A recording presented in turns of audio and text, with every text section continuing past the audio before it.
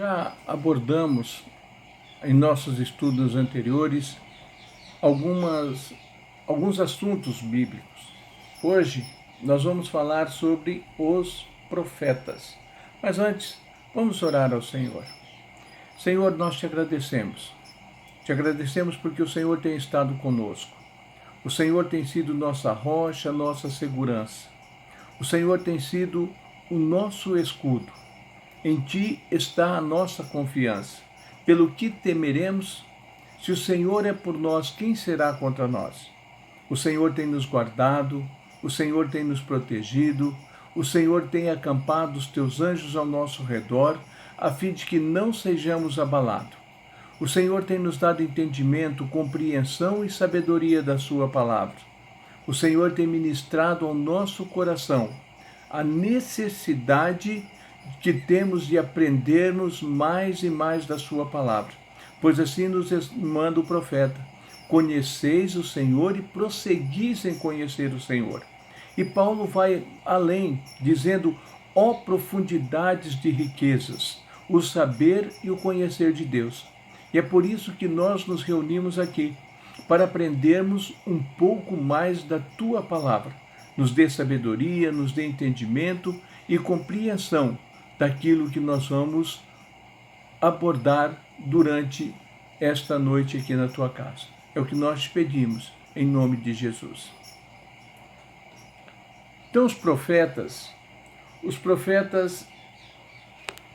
eram pessoas que anunciam os desígnios divinos, que prediz o acontecimento por meio da inspiração de Deus.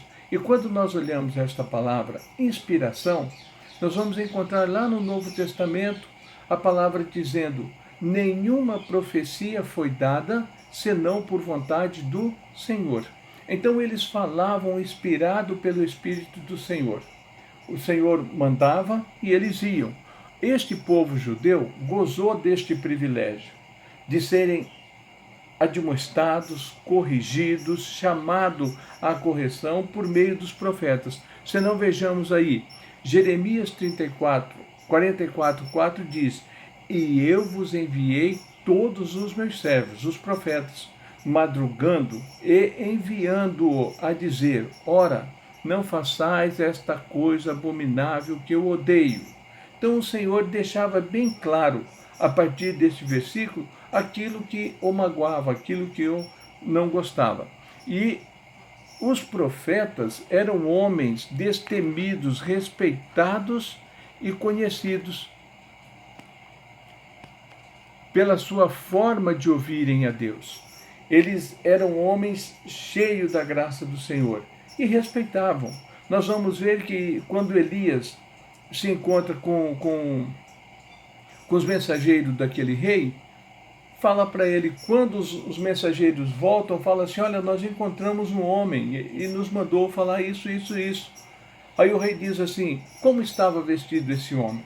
Eles eram conhecidos e respeitados. E o rei então toma conhecimento da sua sentença, porque eles, os profetas, conheciam a Deus e falavam por Deus, e aquilo que eles falavam se cumpria. Desta forma, quando Miriam e Arão abordam a Moisés, em virtude do seu casamento com a Cuxita, a Zípora, e nós vimos que Zípora era da linhagem de Abraão. Ela era filha de Abraão, do segundo casamento de Abraão com Quetura. Então, Moisés não estava errado, ele estava dentro da mesma linhagem de descendência. O Senhor se ofende por Moisés e deixa bem claro que ainda não dispunha de profeta no meio do povo. E ele fala então para eles: olha, ouvi-me agora. Se houver entre vós profeta, eu, o Senhor, em visão me farei conhecer, ou em sonhos falarei com ele. Desta forma, nós temos a maneira com que Deus usa os profetas. A primeira forma é visão ou sonhos. O Senhor então vai dar uma visão ao profeta e dar o entendimento daquela visão e daquele sonho. E quando nós olhamos para a Bíblia, O primeiro profeta usado na Bíblia, lá no livro de Gênesis, vamos ter noção, foi por meio de sonho. Quando o Senhor dá o sonho para José, que José colhia o trigo e as messes ou os feixes de trigo se curvavam diante do feixe de trigo dele. E depois o Senhor dá um outro sonho para ele, onde os feixes de trigo se curvavam e o sol e a lua se curvavam diante dele. Então foi uma maneira que Deus usa José como profeta para aquilo que haveria de acontecer, aquilo que viria. Então, desta forma, nós chegamos a uma conclusão que Deus usa de fato por meio de sonhos. O que importa nisso é que tenhamos a compreensão e o entendimento desse sonho, a fim de que não abordamos o assunto fora daquilo que o Senhor quer. Se o Senhor nos dá um sonho, qual é a nossa saída? Senhor, eu não entendi. Senhor, eu preciso compreender. Senhor, eu preciso entender. Por evitar de falar besteira, porque muitas das vezes sonhamos uma coisa e soltamos outra. Ou Deus nos dá uma visão de uma coisa e nós soltamos outra. Então, o profeta ele tem que ter um relacionamento com o Senhor a fim de ter a clareza da visão e a clareza do sonho. A didática da Bíblia se destaca em duas partes, os profetas maiores e os profetas menores. Tem alguma importância isso? Sim, para que nós nos situamos dentro da Bíblia. Os profetas maiores são considerados Isaías, Jeremias, Ezequiel e Daniel. Ora, por que assim dividiram a Bíblia? Não é uma questão de que estes profetas sejam mais importantes do que os outros, não. O fato é que o tamanho do livro, o qual os profetas escreveram, é de um pouco maior. Isaías, por exemplo, é bem longo, são 66 versículos, capítulos, se não me falo da memória. Jeremias, além de Jeremias, escreve Lamentações. Ezequiel também é um livro bastante longo. Daniel, um pouco mais curto, um pouquinho, porém, é livros longos. Então, por isso que se dividiram, dizendo profetas maiores e profetas menores. Desses, nós vamos encontrar que Isaías é o profeta messiânico. Por quê? Isaías, de uma forma geral, desde o que começa o seu livro livro de Isaías, ele vem abordando muita coisa a respeito de Cristo. Desde o nascimento de Cristo, a forma com que Cristo nasceria, ele é o único que diz que a Virgem daria luz a um filho. Então se considera este profeta como profeta messiânico. Mas isso não tira a importância de Jeremias, não tira a importância de Ezequiel, não tira a importância de Daniel, porque Jeremias se destaca por ser um profeta pré-exílio. Um pouco antes de todo Israel ir para exílio, Jeremias estava ali, orientando ao povo de várias maneiras. Olha, não voltam para o Egito, porque se vocês forem para o Egito, lá o Senhor vai enviar a praga sobre vocês, vai enviar a espada, vai enviar a fome. Então Jeremias se destaca por esse ato aí, ser um dos principais profetas pré-exílio. E Jeremias fala isso com muita propriedade. O que nos chama a atenção no Jeremias é o fato de ser um homem destemido, que apesar de ter ficado uma noite inteira num pau de arara, ele levanta no outro dia, tiram ele daquele lugar, no cepo, como diz a Bíblia, né? E ele ainda aponta o dedo para aquele camarada e diz: olha, o Senhor, você, a partir de hoje, você é terror até para você mesmo. Então esse homem tem essa importância, porque ele exorta para não descerem ao Egito. No entanto, descem, levam ele junto e lá morrem um monte deles. São considerados profetas menores os demais profetas, Oséias, Joel, Amós, Obadias, esses demais profetas. Então, o que serve isso daí? Para nós nos localizarmos dentro da Bíblia. Quando eu chego em Jeremias, eu vou ter a consciência que logo após vem Ezequiel e em seguida Daniel. São os 4 maiores. A partir dali eu vou correr na Bíblia e procurar os profetas menores, tá? Então, para isso serve, mas não que esses profetas menores aqui deixam de ter um certo grau de importância. Não, eles são importantes tanto quanto os outros. Vamos lembrar que Amós rejeita essa função profética. Por que Amós rejeita isso daí? Porque alguém contesta a sua profecia. Alguém contesta para ele e fala, escuta, a partir de hoje você não vai mais profetizar aqui em Israel, não. Você vem aqui só para falar mal, poxa. Aí ele pode assim, olha, eu não sou profeta, nem filho de profeta.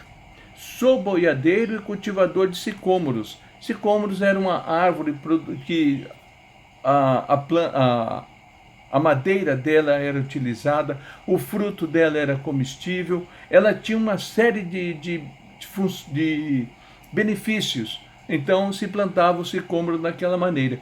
Ele tinha consciência que ele não era profeta. Mas olha, então por que ele vai profetizar? Porque ele sabe que quem mandou ele ir era Deus. Olha que ele diz, mas o Senhor me tirou de seguir o rebanho, o Senhor me disse, vai e profetiza ao meu povo Israel. É importante que nós entendamos isso daqui. O Senhor levanta quem ele quiser. Ora, ele não poderia ter pego os outros profetas, Oséias, ele não poderia ter pego o próprio Daniel, porque todos eles ali são contemporâneos. Ele poderia ter pego, mas ele pega um Amós e fala, vai você, eu quero você lá. Por quê? Por causa da intimidade dele com Deus. Desta forma, o que foi isso então que acontece com Amós? Convicção.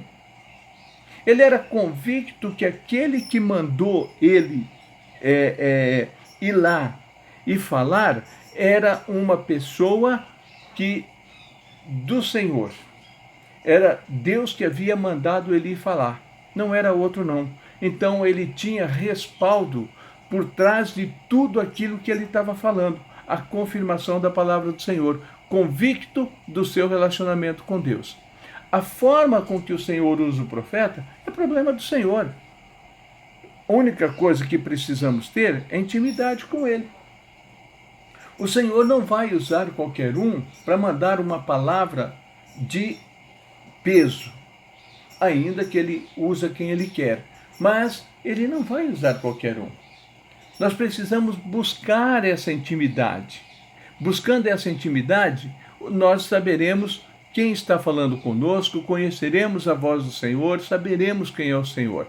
Nos dias atuais, não existe mais profeta como do Antigo Testamento, e sim pessoas que o Senhor usa para transmitir uma palavra a alguém ou até mesmo à igreja. É importante isso. Apesar de hoje muitos terem assumido a função, eu sou um profeta do Senhor, eu sou um profeta. Não. Se eu for analisar a palavra do Senhor, eu vou ver que esta figura profeta vai desaparecer. As profecias não. As profecias continuam. O Senhor vai usar quem Ele quiser. Às vezes, em pleno culto, o Senhor pode levantar uma pessoa e falar a profecia que Ele quer para a igreja. E nunca mais aquela pessoa ser usada naquilo dali. Porém, no Velho Testamento, no Antigo Testamento, o profeta era como uma função profética. Era usado só ele e não outro. Então, hoje em dia eu tenho que entender que o Senhor vai usar quem Ele quiser, tá? Não vai ser como nós queremos.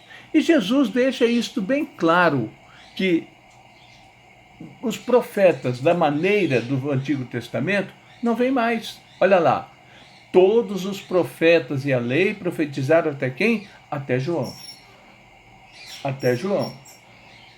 Encerrou-se a profecia? Não. Não encerrou-se a profecia, tá? Até João. João é o homem base, tá? Das profecias dos profetas à maneira dos profetas do Velho Testamento. O que é isso? Jesus está esclarecendo que há uma nova forma de se achegar a Deus. Muitas das vezes não mais pelo profeta, porque quando o profeta chegava e chamava as pessoas à responsabilidade, aquelas pessoas interagiam. muitas das vezes voltavam dos seus caminhos, abandonavam os seus caminhos errados. Então, hoje não. Pode acontecer isso? Pode sim acontecer isso. Mas há uma nova maneira de nos achegarmos a Deus. E esta nova maneira de nos achegarmos a Deus é por meio não mais de sacrifícios. Isso encerrou-se em João. Não se derrama mais sangue de animais, nada. Isso acabou em João. Olha o que o autor de Hebreus diz. E quase todas as coisas, segundo a lei, se purifica com o sangue. E sem derramamento de sangue não há remissão de pecados, né? Faltou de pecados aí. Apesar da palavra não ter não, mas é isso daí. Quase todas as coisas. Então a maneira de nós nos achegarmos a Deus agora não é mais por sacrifício. Não é mais por profetas falando conosco, não. Agora é pelo sangue. E o sangue de quem? Cristo, oferecendo-se uma vez para tirar os pecados de muito, aparecerá a segunda vez sem pecado aos que esperam para a salvação. Por que o autor de Hebreus diz que agora Cristo virá a segunda vez sem pecado? Porque ele já ressuscitou em um corpo incorruptível. Não que porque ele foi gerado no pecado. Por meio de Maria, ele foi gerado no pecado. Mas a segunda vez que ele vier, ele venceu tudo isso. Então, por isso que o autor de Hebreus faz esse adendo sem pecado. Como se Cristo fosse um pecador, mas antes sim, tá? Cristo não estava dizendo que era o fim dos profetas, e sim da maneira de agir os anteriores a João. Entenderam isso? Cristo não estava dizendo, olha, acabou-se os profetas, não existe mais profeta, não existe mais profecia, ninguém mais vai falar pela minha boca. Não. Ele está dizendo que da maneira que... Teve um profeta que ele saiu de Judá e foi até Israel chamar o rei à responsabilidade, Jeroboão. E quando Jeroboão levanta a mão para bater nele, o braço de Jeroboão fica seco. Então não é que não vai, pode ser que até aconteça, mas dificilmente acontecerá. Do Senhor mandar você sair daqui e lá em Londres, Paris, Tóquio, qualquer lugar, falar para alguém, não, pode não acontecer mais isso. Não estou dizendo que não vai acontecer, pode acontecer, mas dificilmente irá acontecer, porque era assim que agiam os profetas. Sai daqui, vai lá e fala, sai de lá, vai lá e fala. Assim eles faziam. Então, desta maneira, Jesus está dizendo, não existirá mais, tá? E Paulo nos dá uma recomendação impressionante. Ora, se não existe mais os profetas, por que Paulo nos recomenda buscar o dom de profecia? Porque as profecias não cessaram. As profecias não se acabaram. Olha aí, segui o amor e procurai com zelo os dons espirituais, mas principalmente o de profetizar. Então veja bem, ainda é possível profecias no meio da igreja. Mas isso não quer dizer que aquela pessoa que vai profetizar é um profeta. Não, ele está simplesmente entregando uma palavra do Senhor. E preste atenção uma coisa, nunca diga, estou entregando um recado do Senhor, que você não é pessoa de recado. Você é uma pessoa o qual o Senhor está colocando a tua palavra na tua boca, a palavra dele na tua boca para que você vá e fala. Você não é garoto de recado. Então, esta profecia permanece até ainda hoje. Por que Paulo recomenda então buscarmos esse dom profético? Para entendermos isso, nós precisamos voltar um pouquinho atrás. Vamos voltar lá. Olha lá. Não havendo profecia, o povo perece. Está aí. Salomão deixa bem claro isso. E Paulo sabia disso. Então Paulo diz, olha, Salomão diz, é necessário que haja profecia no meio do povo. Porque preste atenção. Às vezes quando a igreja está naquele marasmo, naquela madorna assim, aparece alguém dado por Deus e chama a responsabilidade da igreja. Parece assim um renovo, um avivamento, há uma certa volta à responsabilidade. Por isso que Paulo sabia disso e reforça o que Salomão falou. Tem que haver profecia no meio do povo. Tá? Salomão diz que o povo perece por falta de profecia, porque um dos pilares da profecia é a doutrinação. A doutrinação. Chamar a responsabilidade a quem ela é dirigida. Ora, vamos nos deparar aqui agora e vamos lá para o livro de 2 Reis. Quando Davi assume o reinado e pratica aquele pecado com Batseba, manda matar Urias, quem é que vem até ele? O profeta Natã. E fala para ele, olha, conta a história, todos nós sabemos essa história de Davi. Então ele chama Davi à responsabilidade de seus atos. Tanto que Davi diz assim, o cara que fez o que você está falando, profeta, vai ter que morrer. Aí ele diz, este homem é você. Este homem é você. Então a profecia, ela tem um dos pilares, a doutrinação. Ou seja, ele doutrinou Davi para um erro que Davi havia cometido. Onde se conclui que, se a igreja não tem doutrina, profecia é quase que uma igreja sem doutrina. Ou seja, aquela igreja está sempre no marasmo. Daquela coisa morta, aquela coisa... Mas a hora que vem uma profecia que chama a responsabilidade, o que aconteceu com Davi? Quando o profeta chama ele à responsabilidade, ele chega a jejuar 7 dias pela vida do menino. Então a igreja, quando recebe uma profecia, é fortemente levada a um renovo, a uma situação. Então por isso que Salomão diz isso, porque a profecia tem a doutrinação. E não apenas disso. Nos dias atuais, a profecia é esperada apenas com promessas de bem-aventurança. Ou seja, quando o profeta vem com a admoestação,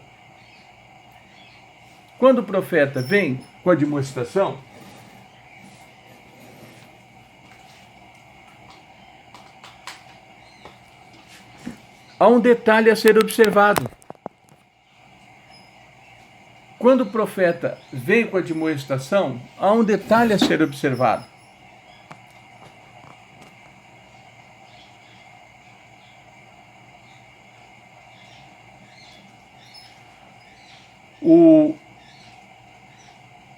Nos dias atuais, que quase acabou a bateria do celular aqui, eu me perdi um pouquinho.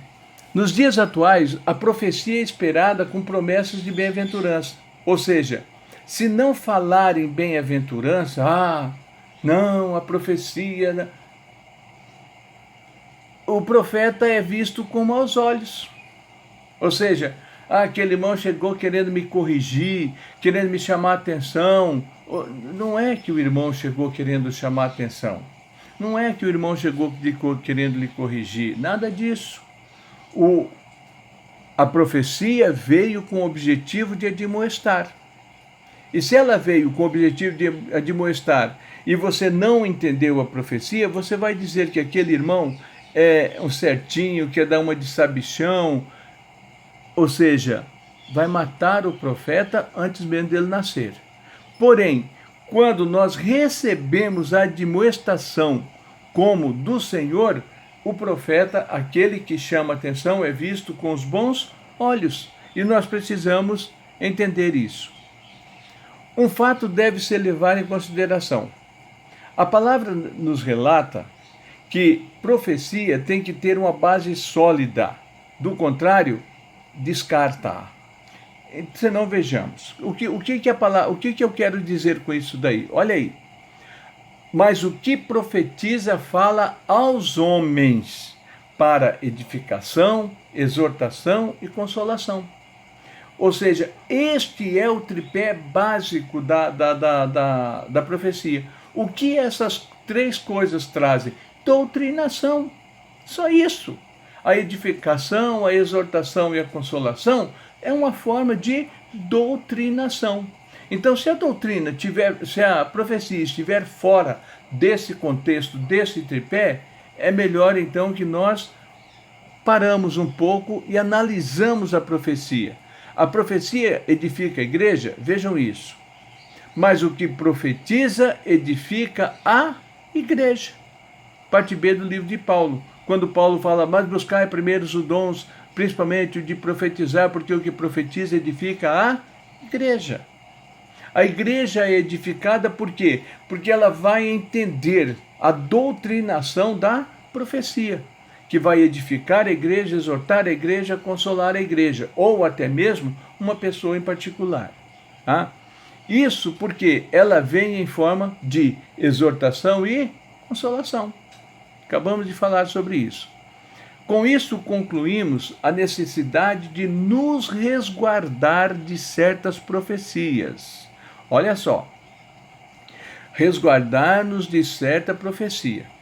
A primeira coisa a examinarmos na profecia é se ela está dentro do seu tripé, ou seja, edificação, exortação e consolação. Se isso estiver dentro se a profecia estiver dentro desse tripé, aceita como do Senhor. Não importa quem vai te entregar. Agora, chega para você, Deus está te entregando uma chave de um carro, porque isso, porque aquilo. Peraí, meu amigo. Porque Deus vai operar no teu coração, porque Deus vai fazer isso com você, Deus vai falar isso com você. Você tem buscado para isso? Se você tem buscado para isso, aceita isso como edificação. Mas se você não tem buscado, você vai falar, ei, o que está acontecendo? Então você analisa a profecia. Ela está te edificando? Ela está te exortando? Ela está te consolando? Então vai à frente, porque a palavra é do Senhor. Olha o que a Bíblia diz, examinai tudo e retende o bem. Eu já contei para vocês o dia que nós estávamos orando e a irmã disse, o Senhor está descendo uma arca na tua casa. Vai massacrar minha casa, tá de brincadeira, entendeu? Eu examinei e vi que aquilo ali não era do meu Senhor. Deus não age desta maneira. Poderia até mandar uma arca assim, mas de outra maneira, não do jeito que foi me falado, tá? Então examina tudo, examinou, está dentro da palavra do Senhor, está dentro daquilo que eu estou pedindo, está me dando uma orientação, está me dando uma demonstração, está me corrigindo, pega aquilo que faz bem e põe com você e pratica, porque do contrário a profecia não será uma profecia. Um outro detalhe da profecia é a pessoa do profeta. Ora, muitas das vezes nós nem sabemos quem é o profeta, ainda que a Bíblia nos manda julgar a profecia, como eu acabei de explicar anteriormente, e não o profeta. Mas é necessário, vamos dar uma analisada na vida dessa pessoa. Será que de fato esta pessoa tem uma vida a que Deus está usando de maneira correta? Ou será que esta pessoa está simplesmente querendo chamar a atenção? Então eu tenho que analisar este profeta. Tá? Eu tenho que analisar este profeta. Quem é este profeta? De onde alguma profecia que ele disse já se cumpriu? Eu tenho conhecimento disso? A profecia que ele está me falando está dentro da Bíblia? Tá? Então, a Bíblia nos manda ter cuidado com os falsos profetas. E diz que no final dos tempos surgiriam muitos deles. Ah? Então a Bíblia nos diz isso. No final dos tempos surgiriam muitos deles. Ah? Acautelai, olha o que o Senhor está falando. O próprio Jesus. Acautelai-vos, porém, dos falsos profetas, que vêm até vós vestido como ovelhas, mas interiormente são lobos devoradores. Então procura olhar para esse profeta. Procura ver se de fato, há poucos dias, eu até criei um certo problema dentro de mim. Eu digo que eu sou um cara crítico aos extremos. E eu tenho um certo cuidado. E eu comecei a perceber que todos os que estavam falando em línguas estão falando a mesma coisa. O mesmo tipo de língua, não é a tradução, não é o discernimento da língua. Eu fiquei comecei a pensar nisso. Mas por que todos estão falando a mesma, quase que a mesma palavra? Eu comecei, sabe? Então eu comecei a olhar isso com mais carinho. Não